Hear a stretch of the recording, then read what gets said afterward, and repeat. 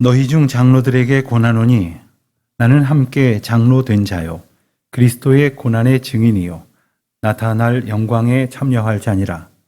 너희 중에 있는 하나님의 양 무리를 치되 억지로 하지 말고 하나님의 뜻을 따라 자원함으로 하며 더러운 이득을 위하여 하지 말고 기꺼이 하며 맡은 자들에게 주장하는 자세를 하지 말고 양 무리의 본이 되라.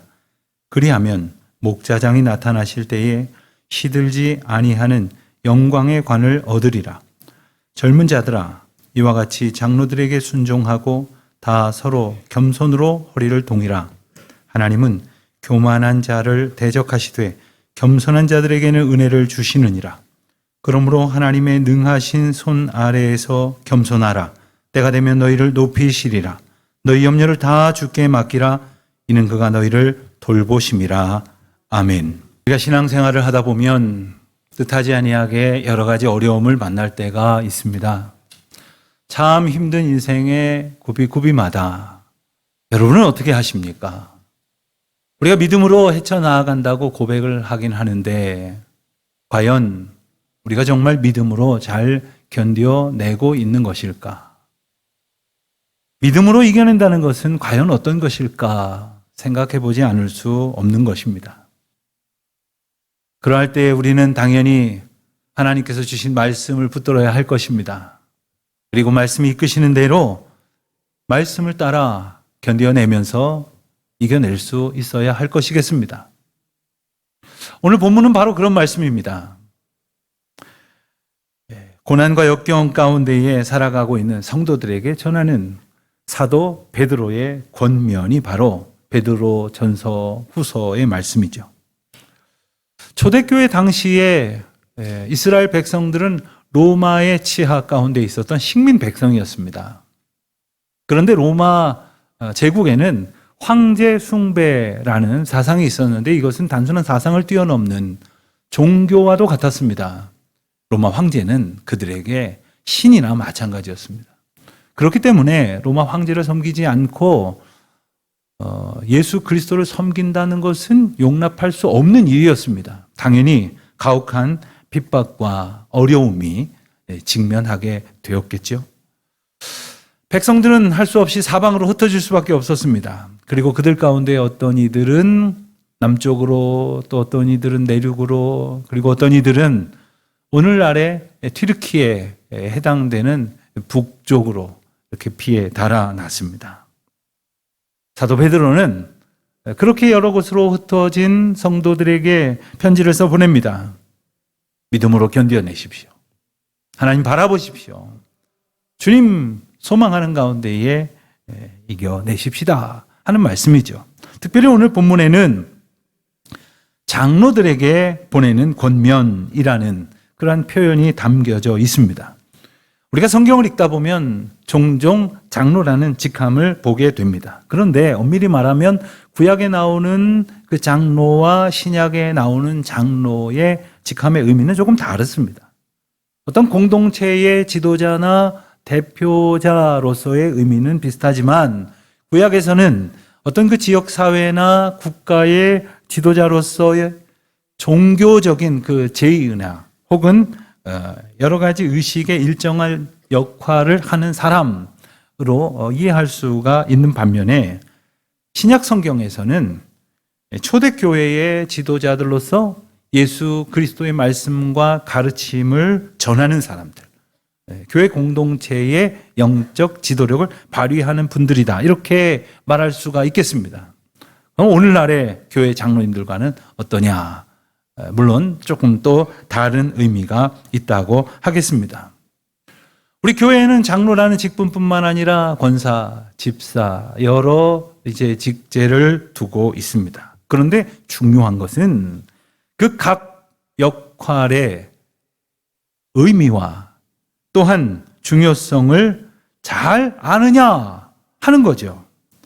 그 직분과 역할에 대한 바른 이해가 없으면 걸맞는 행동을 하기는커녕 엉뚱한 일을 함으로써 다른 사람들의 신앙에 유익을 끼치는 것이 아니라 오히려 시험에 들게 할 때가 있습니다. 심지어는 교회를 어지럽히는 경우도 우리는 흔히 들어보게 됩니다. 예컨대 오늘날 교회에 장로님들과 목사님들로 구성된 당회를 둡니다. 그런데 목사와 장로는 교회 어른이니까 여기서만 모든 걸 다 결정을 하고 교인들은 그냥 잔소리 말고 따라오기만 하면 된다. 이런 식이라면 그것은 교회에 허락하신 그 직제의 본연의 의미와도 맞지를 않고, 그리고 교회의 머리이신 예수님을 배제했다는 측면에서 참 심각한 문제가 아닐 수 없습니다. 예수님의 인도하심은 온데간데 없고 그저 몇 사람이 모여서 자기들끼리 인간적이고 세속적인 결정을 하는 것에 불과하다는 거죠. 분명한 것은 교회의 여러 직분은 주님께서 맡겨주신 사명이고 역할이지 그것이 결코 서열은 아니라는 것입니다. 오늘 본문에 등장하는 장로라 하는 직책도 우리에게는 익숙하죠. 사용하고 있으니까요. 그런데 오늘 본문의 형편을 우리의 상황과 비추어 본다면 목사와 장로를 통칭하는 그러한 표현이다라고 이해를 하는 것이 옳겠습니다. 2절에 그 근거가 되는 말씀이 이렇게 등장을 합니다. 하나님의 양 무리를 치되. 그렇습니다. 초대교회의 리더십들은, 지도자들은 뭘 하는 사람이냐? 하나님의 양 무리를 치는, 돌보는, 섬기는 사람이다 라는 것입니다. 우리에게 익숙한 다른 표현을 빈다면 이것이 바로 목회이고 목양이라 하겠습니다.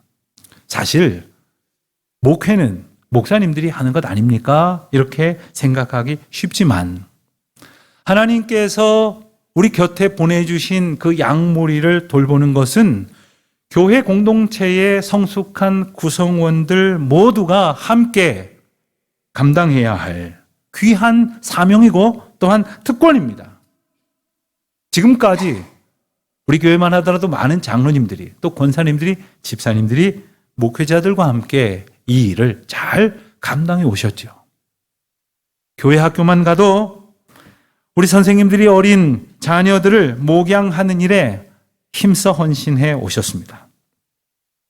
이러한 모습을 다른 표현으로 한다면 교회 공동체란 모든 하나님의 백성들이 서로를 하나님께서 우리에게 보내주신 양무리인 줄로 알고 사랑으로 섬기며 돌보는 것이다. 바로 이것이 교회의 의미다라고 말씀드릴 수가 있겠습니다. 물론 목사님들에게는 말씀을 전하고 성례를 집례하고 또 하나님의 복을 선포하는 귀중한 몇 가지 사명이 더해져 있습니다만 온 성도들이 온전히 그리스도로 이끌어지기 위해서는 하나님께서 증거하시는 말씀과 함께 온 성도들이 서로를 귀히 여기면서 섬기고 나누는 사랑으로 충만할 때에 이것이 가능하리라 확신합니다. 예전에는 그런 가정 형태가 많았죠. 흔히 대가족 제도라 이렇게 부르는 가정을 보면 부모님과 어린 자녀뿐만 아니라 할아버지 할머니도 함께 사시고 결혼하지 아니한 이모, 고모, 삼촌, 또 결혼하고도 건넌방에서 혹은 한 마당을 두고 한 켠에서 이렇게 살던 많은 가족들이 있었습니다. 전원일기를 생각해 보시면 됩니다. 그렇게 모여 함께 살 때에 어린 아이를 돌보는 일에는 너나 할 것이 없었습니다. 어르신을 공경하고 보살펴 드리는 일에는 모두가 기쁨으로 정성을 다했습니다. 그들 모두가 한 가족이었고 그들은 서로 사랑하며 사랑을 받았습니다. 사랑하는 기쁨도 많았고 사랑받는 행복도 커져만 갔습니다. 교회도 마찬가지입니다. 모두가 서로를 사랑할 수 있는 그리고 섬기는 놀라운 은혜의 기회를 우리가 받았다는 것입니다. 이것을 잊지 말아야 합니다. 우리 모두를 그러한 감격 속으로 인도하십니다. 그래서 서로를 돌보는 일은, 사랑하는 일은, 하나님의 양무리를 살피는 일은 주님께서 우리에게 맡겨주신 거룩한 가장 높은 차원의 사랑의 사명입니다. 그리고 무엇보다도 이 가운데에서 우리는 넘치는 기쁨을 누리게 하십니다. 과연 그럴까 하는 표정을 짓지 마시고 한번 해보십시오. 누군가가 나를 섬기는 것만 기쁨이 될 줄 알았지만 놀랍게도 우리가 누군가를 섬길 때 일찍이 경험해보지 못한 엄청난 하나님의 사랑을 만나게 될 것입니다. 제가 대학에 들어갔을 때 이미 은퇴를 하셨지만 한국 기독교 교육의 어머니처럼 이렇게 모두에게 존경을 받던 주선의 교수님이라는 어르신이 계셨습니다. 1924년생이시니까 살아계셨다면 올해 꼭 100세를 맞게 되실 텐데 2년 전에 돌아가셨습니다. 근데 그분이 남겨놓은 여러 가지 고백과 수필, 글들, 그리고 그분이 지으신 시, 이런 것을 모아서 시화집으로 출간을 했는데 그 책 제목이 이렇습니다. 외톨이의 삶, 섬김으로 즐거웠네. 이 책 제목은 그분의 고백이기도 했습니다. 그분은 어릴 적부터 외톨이였다고 합니다. 아마도 귀하게 자라서 그랬는지 좀 남들 앞에는 좀 까칠했나 봅니다. 오늘날로 말하면 왕따였답니다. 그런데 어느 날 교회에서 말씀을 듣고 하나님의 사랑이 자신의 삶을 주관하고 그래서 그 넘치는 사랑을 나누지 않을 수 없었기에 사랑하며 섬기는 삶을 살기로 마음을 먹었답니다. 그래서 눈에 보이는 대로 혹 어린 학생들을 가르친다면 어린 학생들에게 후배나 후학들을 섬길 때에도 또 이 사회에서 어려움을 겪는 많은 분들, 때로는 오늘로 생을 마감하고 싶어하는 그 절망 가운데 있는 이들, 아무 의지할 데 없는 탈북민들을 비롯한 소외된 자들을 돌보는 삶을 열심으로 사셨습니다. 그랬더니 자신의 삶이 너무나 풍성해졌다는 거예요. 제가 2년 전 장례식에 참석했을 때에도 저뿐 아니라 모든 참석자들이 얼마나 놀랐는지 몰라요. 무더운 이맘때였는데 얼마나 많은 사람들이, 은퇴하신 지가 한 30여 년이 지났거든요. 그러니 다들 잊혀졌을 거라고 생각했지만 많은 사람들이 그분께 받은 사랑을 추억하며 또한 그 사랑을 나누며 살아가겠노라고 결심하는 귀한 은혜의 시간이기도 했습니다. 그렇습니다. 사랑하는 것은 또 다른 사람들에게는 기쁨이지만 내게 주시는 놀라운 은혜가 아닐 수 없습니다. 그 사랑의 삶을 살아갈 때에 우리는 정말로 하나님의 사랑을 받는 자의 기쁨을 누리게 되는 거죠. 자, 그렇다면 구체적으로 어떻게 그 사명을 감당할 수 있을까? 2절을 보니까 몇 가지 중요한 원리를 안내해 주십니다. 우선 억지로 하지 말고 하나님의 뜻을 따라 자원함으로 하라, 이렇게 말씀을 하십니다. 여러분, 교회 안에 우리가 서로 섬기는 귀한 일들이 있습니다. 모든 것이 다 교회를 세워가는 일이고 온전케 하는 일이고 양무리를 섬기는 일이기에 귀합니다마는 그 종류와 관계없이 그 사명을 감당하는 자세와 태도는 무엇보다도 정말 중요합니다. 억지로 하지 말라는 겁니다. 자원하는 심령으로 감당하라는 것입니다. 여러분, 이럴 수 있기 위해서는 다른 사람 의식해서는 안 됩니다. 다른 사람한테 칭찬 듣고 싶지요. 그러나 사람들이 늘 칭찬만 합니까? 때로는 섭섭한 소리도 듣습니다. 이랬다 저랬다 한단 말입니다. 그럴 때마다 하나님 앞에 그 모습이 변해서야 되겠습니까? 오직 우리를 부르신 주님의 인도하심만을 기억하면서 기꺼이 하는 것.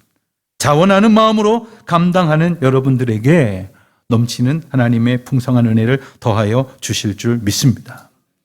오직 하나님께서 내게 은혜와 사명을 주셨으며 필요한 능력이 되시는 하나님을 바라보고 의지하게 하셨으니 바로 그때에 이 사명을 감당할 수 있는 힘을 얻게 될 것입니다.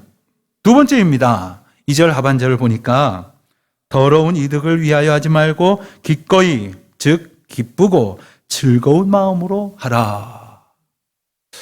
여러분, 우리가 저는 더러운 마음으로 더러운 이득을 추구하면서 교회 다니고 있습니다 하실 분들은 아무도 없을 거예요. 그런데 어느 순간에 이 어리석고 완악한 인간의 욕심을 하나님의 은혜로 몰아내지 않으면 그 욕심이 내 마음 한복판을 차지하고 그 욕심이 점점 커져버리면서 그 욕망이 나의 신앙을 어그러뜨리고 말 때가 있습니다. 이득이 되지 않으면 당연히 기쁨이 없게 될 것입니다. 즐거움도 사라지게 될 것입니다. 정말 맑은 거울처럼 우리를 환히 비춰주시는 하나님 앞에서 우리 자신을 솔직하게 드러내십시오. 혹 우리 가운데 있는 더러움을 제할 길도 그 방법밖에 없습니다. 사람들한테 그저 잘 보이고 인정받으려고 하는 일보다는 오직 주님 앞에서 주님이 주시는 마음으로 기쁘고 즐거운 마음, 내 마음 가운데 기쁨을 주시는 분은 오직 하나님이시다라는 확신을 가질 때에 주님의 일이 기쁠 수가 있어요.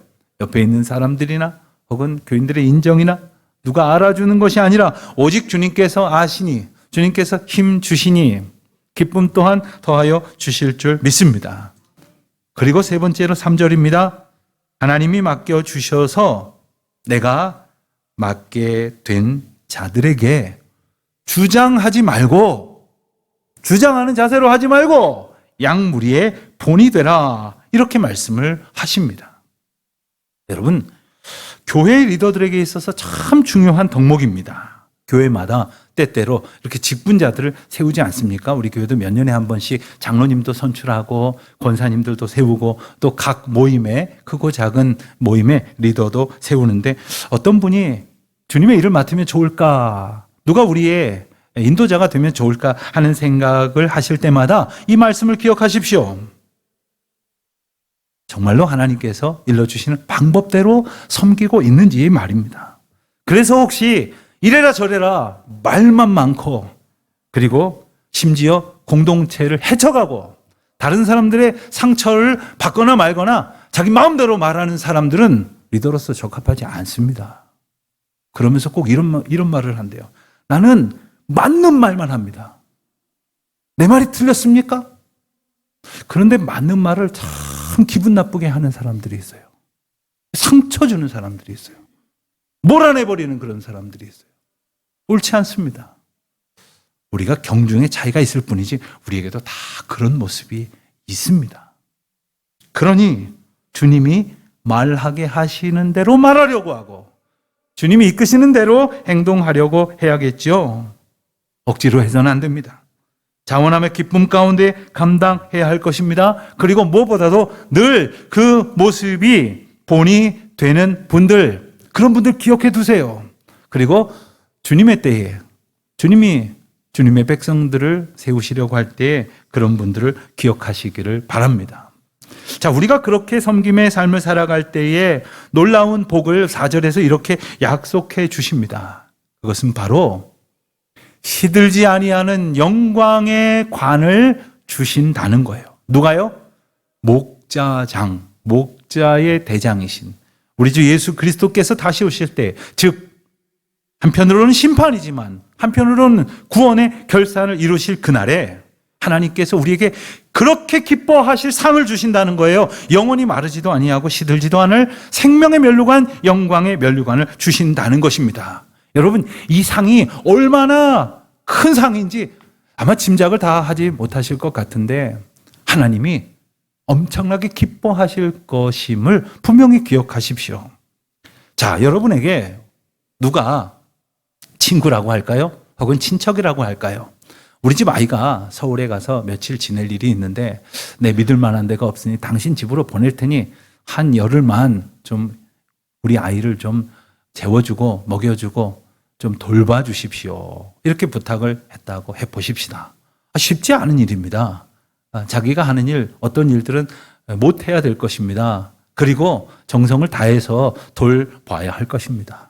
자, 그런데 약속한 날짜가 지나고 집으로 돌아갔는데 자기 부모님에게 너무너무 내가 사랑을 받고 돌봄을 받고 너무 나를 위해서 애써주셨다고, 너무 감사하다고 그렇게 인사를 했다고 하십시다. 그 부모가 얼마나 고마워하겠습니까? 얼마나 기뻐하겠습니까? 우리 하나님이 그렇게 기뻐하신다는 거예요. 우리 하나님께서 영화교회 또 여러분 곁에 하나님이 그토록 귀하게 여기시는 하나님의 양무리를 보내주셨는데 그들이 우리 틈바구니에서 홀대받는 것이 아니라 하나님이 기뻐하실 사랑으로 섬김을 받고 그리고 돌봄을 받았다는 것이에요. 하나님이 기뻐하시고 하나님이 크게 상 주실 만한 사랑의 사명을 감당하였다는 것을 우리는 기억해야 할 것이겠습니다. 하나님께서 그와 같은 사명을 주셔서 그 사명을 감당하는 사람들에게 그렇다면 우리 회중들은 어떻게 대해야 할 것인가 하는 말씀은 5절에 나와 있습니다. 5절의 말씀을 보니까 주님 앞에 헌신하고 수고한 사람들 앞에서 순종하라고 하셨어요. 하나님께서 세워서 그 일을 맡게 하신 장로들에게 순종하라 하시면서 덧붙이시기를 서로 겸손으로 허리를 동이라고 말씀하셨어요. 여러분, 허리를 지글끈 묶는 건 어떤 겁니까? 우리가 같이 일을 하려고 할 때, 예전에 보니까 교회 행사할 때마다 권사님들이 한복을 입고 오세요. 근데 한복을 입고 오시면 보기는 좋은데 일하기는 불편하시잖아요. 근데 교회에 이런저런 행사가 있을 때 뭐 주방에서도 일을 하시고 안내도 하시고 이런데 한복을 입고 일하셔서 불편하시니까 갑자기 어디 가서 노끈 하나 가져다가 그냥 허리를 찔끔 묶으시고 그리고 열심히 일을 하시는 거예요. 그렇습니다. 우리가 때로는 서로 허리를 동이고 그리고 서로 어깨를 맞잡고 서로 손을 붙잡고 함께 하나님의 일을 감당하는 것이죠. 이러한 이들을 순종하듯이 그들을 잘 따르라고 하신 말씀은 정말로 당연한 일입니다. 왜냐하면 우리의 리더들이 주님의 일을 맡았기 때문입니다. 자, 그런데 성도들이 그들을 순종하지 않는다면 그 이유는 무엇일까요? 아마도 그 리더가 혹은 리더가 하는 일이 자기 마음에 안 들었기 때문일 것입니다. 그들이 하는 일이 귀한 줄 모르기 때문일 것입니다. 하나님이 맡겨주신 일임에도 불구하고 귀하지 않게 여기는 것은 내가 기분 나쁘니까 내 마음에 안 드니까 에이 모르겠다 하고 내 마음대로 외면해버리는 겁니다. 그러니 순종하지 않게 되는 거죠. 그렇습니다.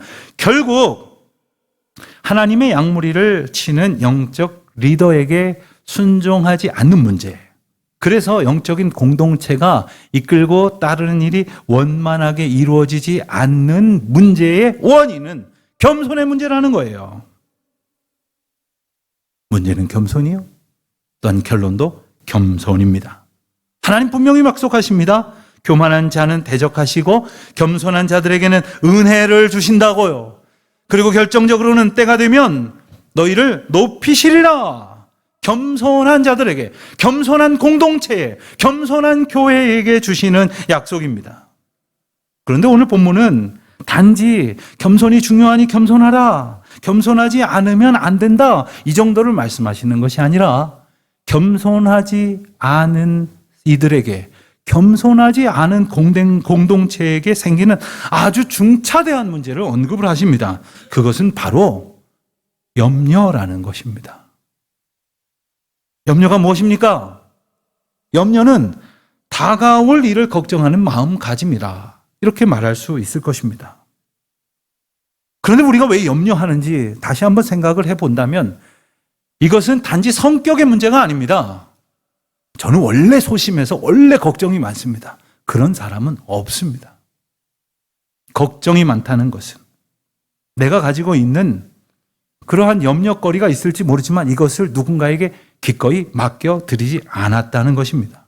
영적으로 보면 겸손은 바로 믿음과 깊이 관련되어 있다는 겁니다. 주님은 분명히 말씀하십니다. 염려를 다 주께 맡기라고 하셨는데 그러면 주님께서 우리를 돌보시겠다고 분명히 선포하시는데 만약 우리가 염려를 주님 앞에 맡기지 못하고 살아간다면, 그래서 주님의 돌보심을, 주님의 높여주심을 받지 못하게 된다면 이건 간단한 문제가 아닙니다. 그리고 그 이유를 우리는 분명히 알아야 합니다. 한마디로 말하면 주님을 온전히 신뢰하지 못하기 때문입니다. 바르게 믿지 못하기 때문이라 하는 말입니다. 여러분, 우리가 분명히 믿는다고 말했지 않습니까? 사도신경도 고백하고 내가 주님을 신실하게 믿는 성도라고 자기를 소개하기도 하지만 나도 모르는 사이에 염려는 여전히 나를 지배하고 있습니다. 아직도 주님 앞에 온전히 맡겨드리지 못한 불신앙에서 나는 헤어나오지 못하고 있습니다. 그것은 여전히 연약한 채로, 그럼에도 불구하고 주님을 의지하지 않는 채로 내 힘으로 살아가려고 하는, 내 힘을 의지하려고 하는 어리석음이 우리 가운데 있기 때문입니다. 설교 준비를 하면서 곰곰이 생각을 해봤습니다. 나는 염려가 없나? 1초도 안 지나서 염려거리가 쫙 하고 생각이 나는 거예요. 그런데 동시에 생각이 드는 건요, 내가 좀 전에 설교 준비에 몰두하는 동안에는 이 염려거리가 떠오르지 않았어요. 설교 준비가 잘 안 돼서 기도하는 동안에는 그 염려를 완전히 잊어버렸습니다. 어제도 우리 여러 장로님들, 집사님들이 오셔서 이렇게 의자를 여러분들 예배 드릴 수 있도록 준비해 주셨는데, 그렇게 땀 흘리고 수고하는 동안에는 염려할 새가 없었어요. 그런데 염려를 묵상하니까 염려거리가 넘치는 거예요. 주님을 바라보니까 염려가 사라졌는데, 주님의 말씀을 붙드니까, 주님을 의지하니까, 주님의 명령을 기억하니까, 주님이 보내신 자리에 서 있으니까, 주님이 맡기신 일을 감당하니까, 주님이 보내신 사람들을 섬기고 돌보고 사랑할 때에는 없었던 염려가 왜 나의 염려를 생각할 때는 떠오르는 것입니까? 주님이 나의 마음속에, 예수 그리스도가 내 앞에 계시지 않았기 때문입니다.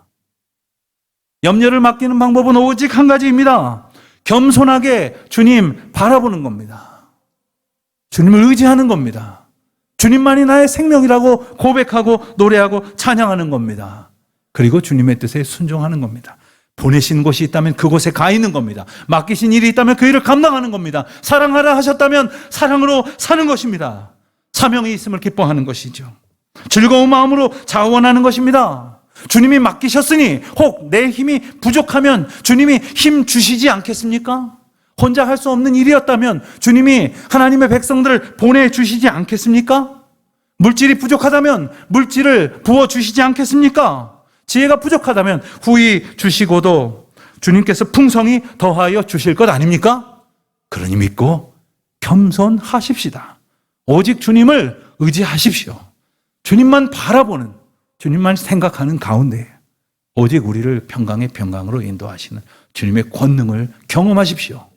주님이 놀라운 은혜로 우리를 인도하실 것이고, 주님이 우리를 도우실 것이고, 마침내 주님의 때에 주님의 방법으로 저와 여러분을 높이실 것입니다. 그 영광을 누리는 주의 백성으로 살아가십시오. 기도하겠습니다.